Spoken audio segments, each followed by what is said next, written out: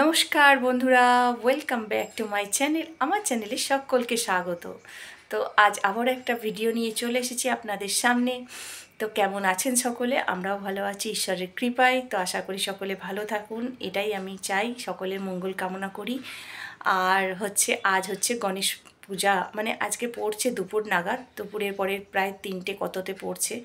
তো আজ থেকে শুরু হচ্ছে, প্রায় থাকবে হচ্ছে শনিবার বিকেল পর্যন্ত, সন্ধ্যের আগে পর্যন্ত মনে হয় থাকবে, সম্ভবত, আমি যতটা জানি।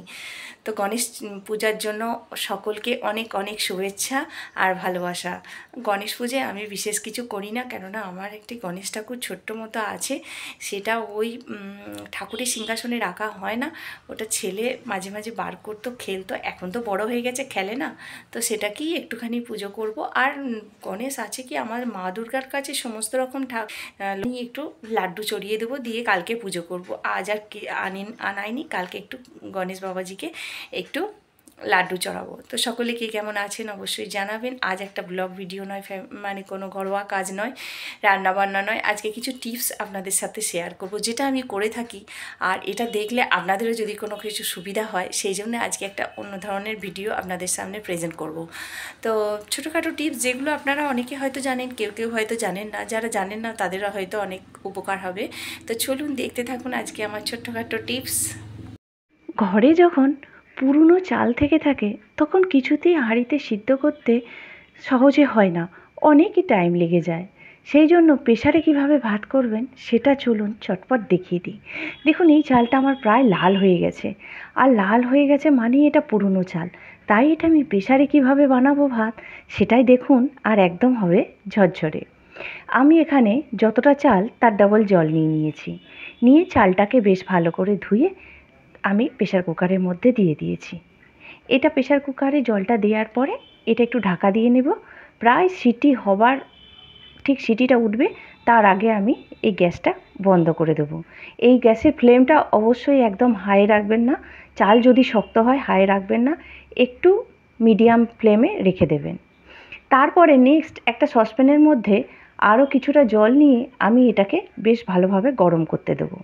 ওটা ততক্ষণ গরম হতে থাক, আর আমি দ্বিতীয় টিপসে চলে যাই। মাছ ভাজার সম্বন্ধে চলুন আপনাদের একটু দেখাই।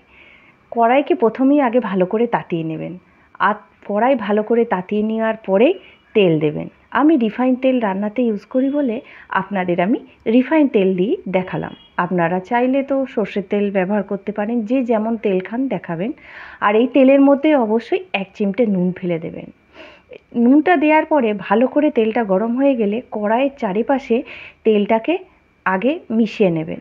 মিশিয়ে নেওয়ার পরে দেখুন, আমি মাছ ধুয়ে এনেছি, কিন্তু মাছের মধ্যে হলুদ দিইনি, যেহেতু মাছের মধ্যে হলুদ দিলে বাটিটাও বেশ হলুদ হয়ে যায়, আর অনেকটা হলুদের অপচয় হয়। আমি খুন্তির মধ্যে একটু হলুদ নিয়ে সেই সামান্য 1 চিমটে হলুদ আমি তেলের মধ্যে মিশিয়ে নিয়েছি। এতে ওই 1 চিমটে হলুদেই সমস্ত মাছ আমার ভাজা হয়ে যাবে। তেলটা যেহেতু কালার হয়ে যায়, মাছটাও হলুদ হলুদ হয়ে যায়। তো এখানে আমি দুটো দুটো করে মাছ ভেজে নেব, দিয়ে আপনাদের দেখাবো মাছ ভাজাটা কেমন হচ্ছে। মাছ ভাজতে কম তেলেই হয়ে যায়। এইভাবে যদি আপনারা মাছ ভাজা করেন, একটা মাছ আরেকটা মাছের গায়ে লেগে থাকবে না।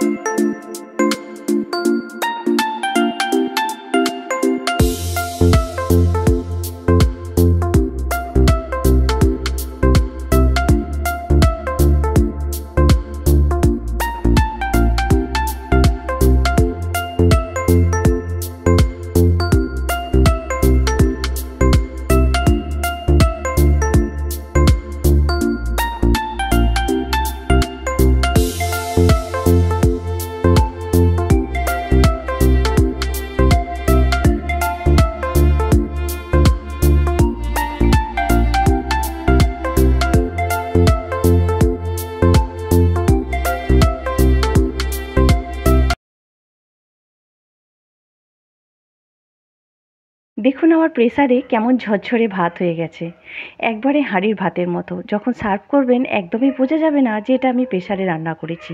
তো প্রেসারে ভাত করার সময় একদমই ঠান্ডা জল দিয়ে মাছ ঝরাবেন না, অবশ্যই জলটা গরম করে রাখবেন বন্ধুরা। তো আপনারাও ব্যবহার করে দেখবেন, এইভাবে ট্রাই করে দেখবেন কেমন হচ্ছে। চলুন চলে যাই দ্বিতীয় টিপসে। আমার দ্বিতীয় টিপস হলো, এই একটা মানে আইসক্রিমের কন্টেনার ছিল। এটা আমার আইসক্রিম খাওয়ার পর এটাকে ধুয়ে রেখে দিয়েছিলাম। এটাকে কি করে ব্যবহারের উপযোগী করে তুলব সেটাই চলুন দেখাই। বাজার থেকে বেশ কিছু বেশি ডিম নিয়ে এলে মাথা আগে গরম হয়ে যেত যে এগুলো কিভাবে রাখবো। একটা ছোট ফ্রিজ, তো এই ফ্রিজের মধ্যে খাবার রাখবো, ডিম রাখবো না সবজি রাখবো, এটা নিয়ে সমস্যা হয়ে যেত। তো মাথায় আইডিয়া করে ভেবে ফেললাম যে এইভাবে তো একটা ডিমের কন্টেনার বানানো যায়। তো এটা ব্যবহার করার আগে ডিমগুলো বাজার থেকে এনে আমি একদম ঠান্ডা জলে ধুয়ে নিয়েছি। ধোয়ার পরে একটা ঝুড়িতে আমি এটাকে জল ঝরতে দিয়েছি। জল ঝরে যাওয়ার পর আমি একে একে সমস্ত ডিমগুলোকে আমি এই কন্টেনার মধ্যে সুন্দরভাবে সাজিয়ে রেখে দেব। আর এইভাবে কন্টেনারে ডিম রাখলে ডিম আমরা 1 মাস কি 2 মাস ধরেও আপনারা আস্তে আস্তে খেতে পারেন। আর ডিমের কোনো ক্ষতি হয় না, ডিম ফেটে যাওয়ার সম্ভাবনাও থাকে না। ঘরে যদি ছোট ছেলে থাকে, এই ডিম দেখলে নাড়াচাড়া করতে থাকে, অনেক সময় ডিমগুলোকে নিয়ে নাড়াচাড়া করতে থাকে, ভেঙে যাওয়ার সম্ভাবনা থাকে। তো এইভাবে ঢাকা দিয়ে একটা কন্টেনারের মধ্যে রাখলে অনেকটাই সুবিধা হয় আর কম জায়গা লাগে।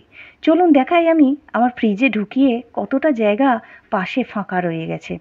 দেখুন কন্টেনারটা তো ঢুকিয়ে দিলাম, এপাশে দেখুন কতটা জায়গা আমার ফাঁকা রয়ে গেল। এরপরে আমি অনায়াসেই কোনো সবজি রান্না করে আমি রাখতে পারবো।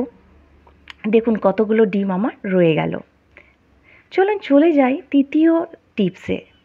এই টিপসটা ব্যবহার করার জন্য 3টে জিনিস দরকার: ভিম লিকুইড, খাবার সোডা, এটা তো আমাদের ঘরে থাকেই, আর হচ্ছে পাতিলেবু। দুটো মতো প্রায় নষ্ট হয়ে যাওয়া পাতিলেবু আমি কেটে নিয়েছি নিজের সুবিধা মতো।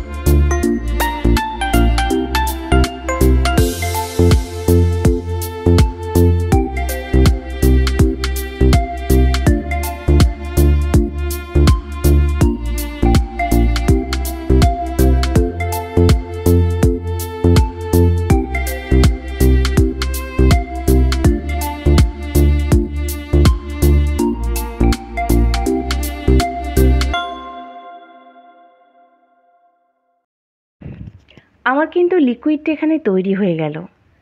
আর এখানে আমি একটা ভিম লিকুইডেরই একটা বোতল ছিল পুরনো, সেটাকে আমি ভালো করে ধুয়ে নিয়েছি এবং ধুয়ে নেওয়ার পরে আমি যে লিকুইডটা তৈরি করেছি তার অর্ধেকটা এই বোতলের মধ্যে আমি ঢালবো, আর অর্ধেকটা আমি অন্য কাজে লাগাবো, সেটাও দেখাবো আপনাদের।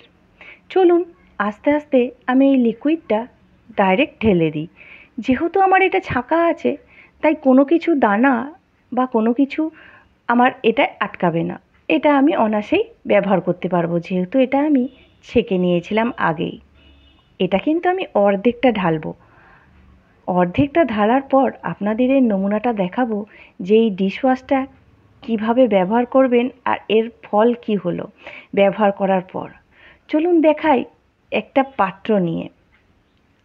চলুন একটা পাত্র নিয়ে, এই পাত্রটা আমার ছিল হচ্ছে মিষ্টি ছিল। তো মিষ্টিতে, ভাজা মিষ্টিতে তেলও থাকে রসও থাকে। চলুন একটু হালকা জলে আগে ধুয়ে নিই। ধুয়ে নেওয়ার পরে এই ডিশওয়াশটা ব্যবহার করব।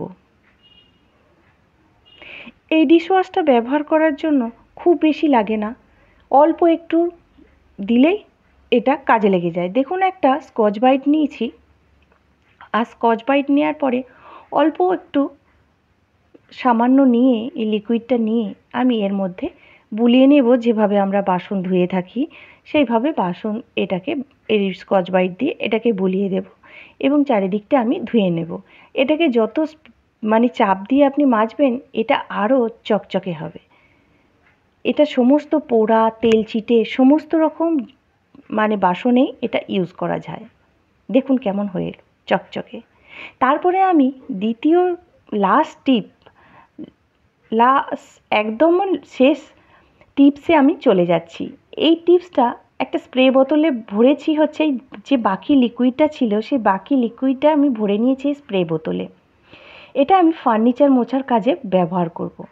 আর ফার্নিচার মোছার আগে কখনোই কোনো স্প্রে ডাইরেক্ট কোনো ফার্নিচারের বডিতে ইউজ করবেন না। একটা কাপড় নেবেন পুরাতন, সেই কাপড়ে আগে স্প্রে করে দিয়ে তারপরে মুছবেন। আর এই লিকুইডটার ক্ষেত্রে তো নয়ই, তাই কাপড়ে আগে দিয়ে সেই কাপড়টা নিয়ে আমি এটা ফ্রিজটার গাটা দেখুন পরিষ্কার করে দিলাম।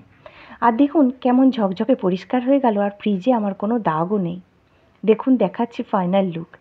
তো এই টিপসটা আপনারা ব্যবহার করতে পারেন। এর ফলটাও আপনারা দেখে আমাকে কমেন্টে অবশ্যই জানাবেন। তো আমার এই কটা টিপস কেমন লাগলো অবশ্যই জানাবেন, আর ইউজ করে দেখবেন। ভালো লাগলে অবশ্যই সেটাও কমেন্ট করে জানাবেন। তো আর ভিডিওটা বেশি বড় করলাম না, আমার টিপসগুলো কেমন লাগলো অবশ্যই কমেন্ট করে জানাবেন।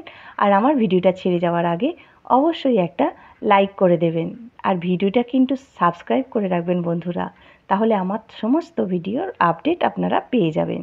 তো আজকের মতো বিদায় জানালাম। ভালো থাকবেন, সুস্থ থাকবেন। Tata, bye bye.